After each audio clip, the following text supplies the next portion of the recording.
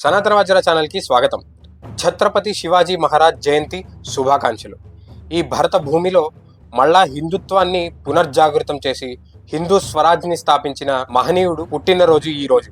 ఆ భవానీమాత ఆశీర్వాదంతో, తల్లి రాజమాత జీజావమ్మ గారి ఆశయాలతో, ఆదర్శాలతో చిన్నప్పటి నుండే ధర్మవీరుడిగా ఎదిగి శ్రీమంత యోగిగా, ఛత్రపతిగా ముఘల్ ఆక్రమణదారుల తాట తీసి హిందూ స్వరాజ్యాన్ని, ఆ స్ఫూర్తిని మనందరికీ అందించారు శ్రీ ఛత్రపతి శివాజీ మహారాజు.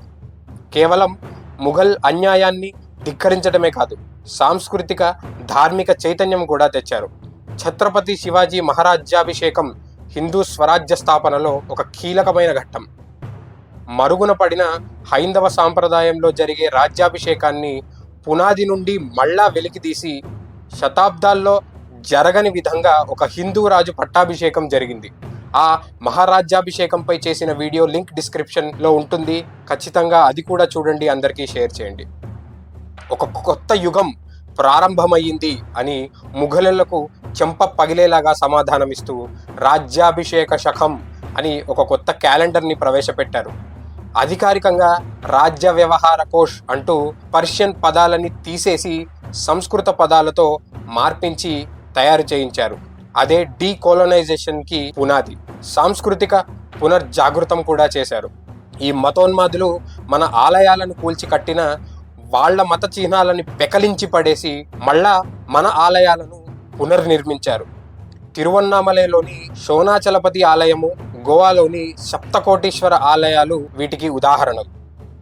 గోవా ప్రాంతంలో అన్యాయంగా బెదిరించి, చావు భయం చూపించి మతం మార్చిన పాద్రేలని మరణశిక్ష వేసి అక్కడి వారిని సనాతన ధర్మంలోకి ఘర్వాప్సీ కూడా చేయించారు.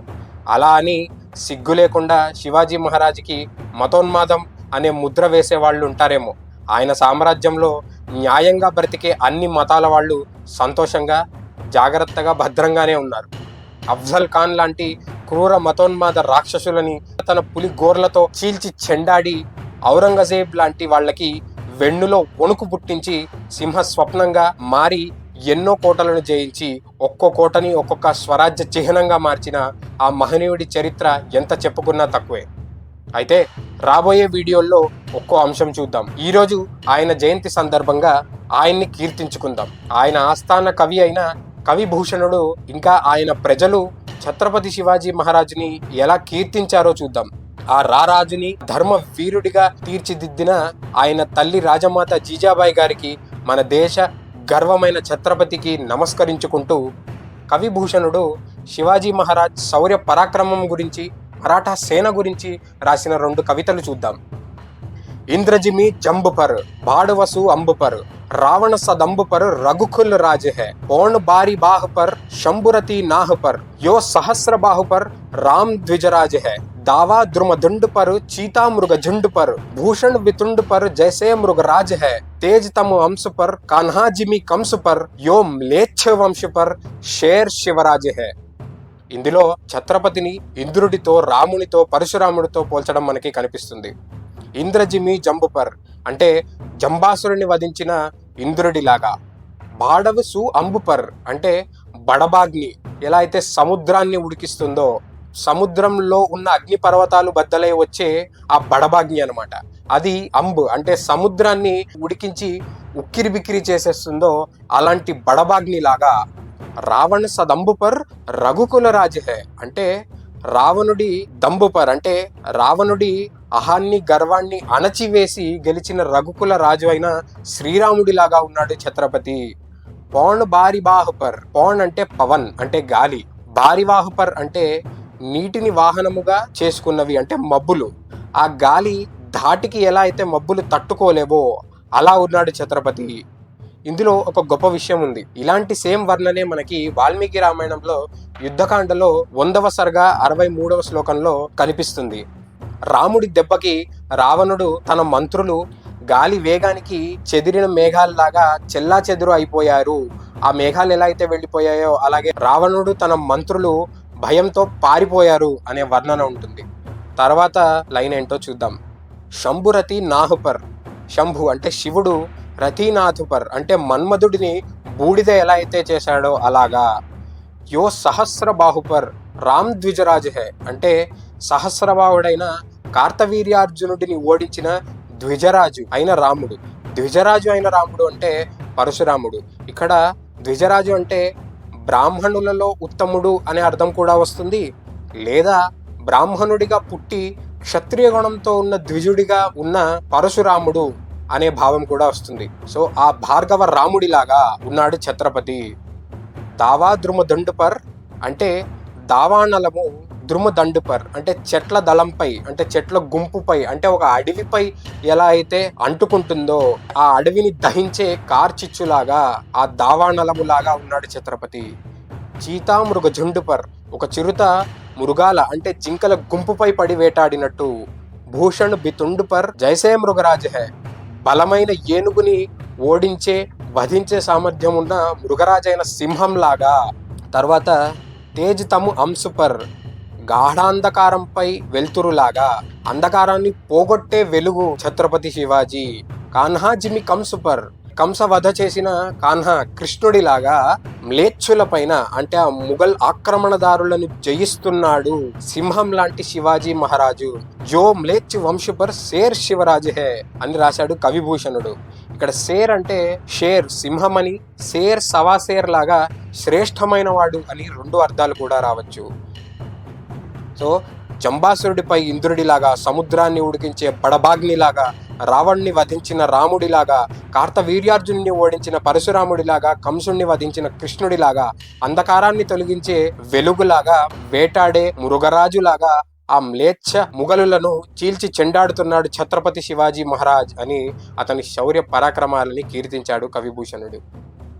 దీని తర్వాత మరాఠా సేన యుద్ధానికి వెళ్తుంటే ఎలా ఉందో కూడా వర్ణిస్తాడు. साजी चतुरंग सेन अंग में उमंग धारी सरजा शिवाजी जंग जीतन चलत है भूषण भणत नाद विहद नगारण के नदी नदमद गैबरण के रलत है एल फैल खेल भेल खलक में गेल घेल गजन की तेल फैल सेल उसलत है तारा सो तरणी धूरी धरा में लगत जिमी थारा पर पारा पारा वार यो हलत है. దీని శబ్దార్థం కూడా చూద్దాం. సాజీ చతురంగ సేన అంగమే ఉమంగ్ ధారి అంటే చతురంగ సేన, గుర్రాలు, రథాలు, ఏనుగులు, పదాతి దళం అంటే డైరెక్ట్ గా వాహనం లేకుండా ఫుట్ సోల్జర్స్ అన్నమాట. ఇలా 4 సెట్స్ గా ఉన్న చతురంగ సేన సజీ రెడీ అయ్యి ఒక్కో సైనికుడిలో ఉమంగ్ అంటే ఉత్సాహం ఒళ్ళంతా నిండింది. అలాంటి సైన్యానికి సర్జా శివాజీ నాయకుడిగా శ్రేష్ఠుడిగా ఉన్న శివాజీ జంగ్ జీతనే చలత్ హై యుద్ధం గెలవడానికి బయలుదేరాడు ఆ చతురంగ సేనతోటి. ఇక్కడ క్లారిటీ చూడండి కవిది. యుద్ధానికి వెళ్తున్నాడు కాదు, యుద్ధంలో జయించడానికి వెళ్ళాడు. అసలు డౌట్ లేదు, ఛత్రపతి శివాజీ వెళ్తే యుద్ధం గెలవాల్సిందే అనే నమ్మకం అన్నమాట మన రాజు మీద. భూషణ్ భణత్నాథ్ బిహద్ నగారణ్కే ఆ పెద్ద పెద్ద నగారా అంటే దుమ్దుబులు మోగిస్తున్న ఆ నాదంతో నదీ నదమద్ గైబరన్ కే రలత్ హై అంటే ఆ ఎగ్జైట్మెంట్ లో, ఆ ధ్వనిలో గైబర్ అంటే ఏనుగు, గైబరన్ అంటే ప్లూరల్ అనమాట. ఆ ఏనుగులు లోంచి వచ్చే మదము నదిలాగా ప్రవహిస్తున్నది అని. మనుషులకి ఎలా అయితే అడ్రినలిన్ రష్ అంటాం కదా, అలా ఏనుగులకి టెంపోరల్ గ్లాండ్స్ ఉంటాయి, కళ్ళ వెనుక స్కిన్ దగ్గర కనిపిస్తూ ఉంటుంది. అందులోంచి ఏనుగులు బాగా ఉత్తేజం పొందినప్పుడు, అలా ఎగ్జైట్ అయినప్పుడు మదం అనేది వస్తుంది. ఈ దుందుబుల నాదం తోటి ఆ ఎగ్జైట్మెంట్ లో ఆ సేనని చూసి ఆ ఏనుగులు కూడా యుద్ధానికి వెళ్తూ ఎలా అయితే రెడీగా ఉన్నాయో వాటి ఎగ్జైట్మెంట్ ద్వారా వచ్చిన ఆ మదం నదిలాగా ప్రవహిస్తోంది అని పోలుస్తూ రాశాడు కవిభూషణుడు. ఏల్ ఫేల్ ఖేల్ భేల్. హేల్ అంటే సమూహం, ఫేల్ అంటే స్ప్రెడ్ అవ్వడం. ఆ సైన్యం యుద్ధానికి వెళ్తూ అలా విస్తరిస్తుంటే ఖేల్ భేల్ ఒక కలకలం రేగింది. ఖలక్ మే గేల్ గేల్ కుండలాగా ఉన్న ఈ భూమిలో ప్రతి చోట కలకలం రేగింది అని వర్ణిస్తున్నాడు. గజన్ కే ఠేల్ ఫేల్ శైలు ఉసలత్ హై ఆ ఏనుగులు పరిగెడుతుంటే ఆ ధమ్ ధమ్ అనే కంపనకి శైల్ అంటే పర్వతాలు కూడా ఎగిరాయి, అదిరిపోతున్నాయి అని చెప్తున్నాడు. తారాసో తరణి దురి ధారామే లగత్ జిమి. ఇక్కడ ఆ సేన రేపుతున్న దుమ్ముకి తరణి అంటే సూర్యుడు కూడా తారలాగా, ఒక నక్షత్రంలాగా చిన్నగా కనిపిస్తున్నాడు ఆ దుమ్ములో. ధారా పర్ పారా ఒక ప్లేట్ లో పారా అంటే మెర్క్యూరీ, పాదరసం ఎలా అయితే ఒకటే సమూహంలా ఇలా కదులుతూ ఉంటుందో, యుద్ధానికి వెళ్తున్న ఛత్రపతి శివాజీ మహారాజ్ హిందూ మరాఠా సేన చేస్తున్న కంపన సముద్రాన్ని సైతం అలా కదులుతూ అల్లకల్లోలం చేసేస్తోంది. అసలు ఆ వర్ణనని ఒకసారి కళ్ళు మూసుకుని ఊహించుకోండి. ఆ సేనకి ముందుగా ఛత్రపతి శివాజీ మహారాజు ఉండి నడిపిస్తూ అలా సహ్యాద్రి పర్వతాలలోంచి ఆ మ్లేచ్ఛ ముఘల్ ఆక్రమణదారులని సింహాలలాగా, ఇంద్రుడిలాగా, మహావీరులైన రామ పరశురాముల్లాగా వేటాడుతూ యుద్ధ భేరి మోగిస్తున్న ఆ మరాఠా సేన సృష్టిస్తున్న ఆ విజృంభణం పర్వతాలను సైతం అదరగొట్టి సముద్రాన్ని సైతం కల్లోలం చేసేస్తోంది అనే వర్ణనని ఊహించుకుంటే ప్రతి భారతీయుడికి ఎంత గర్వంగా ఉంటుందో అర్థం చేసుకోవచ్చు. కవి భూషణుడు శివాజీ మహారాజ్ మరాఠా సేనను కీర్తించారు. ప్రజలు శివాజీ మహారాజ్ను ఒక దేవుడిగా, తండ్రిగా, మిత్రుడిగా, రక్షకుడిగా కీర్తించారు. అది కూడా ఒకసారి చూద్దాం.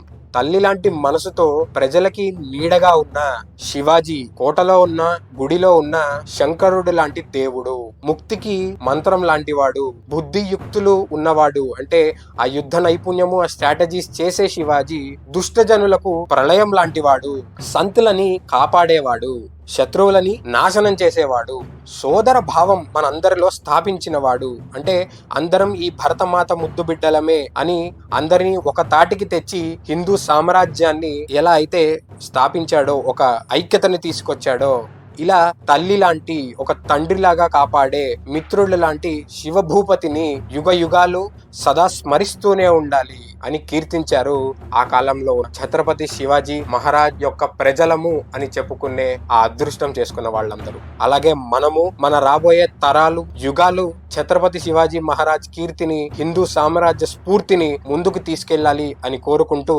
మరింత మందికి గర్వంగా జై భవానీ, జై శివాజీ అంటూ ఈ శివాజీ కీర్తనని షేర్ చేయండి, లైక్ చేసి మరింత మందికి చేరేలాగా చేయండి. మన భరత భూమి ధర్మ వీరుల ఘన కీర్తి అందరికీ చేరేలాగా ఛానల్ను సబ్స్క్రైబ్ చేసుకుని మీ సపోర్ట్ అందించండి. మరో ధర్మవీరుడు, స్వతంత్ర యోధుల చరిత్రతోటి, భారతీయ అంశాలతోటి మళ్ళీ కలుద్దాం. జై భవానీ, జై శివాజీ, జై శ్రీరామ్, జై భారత్.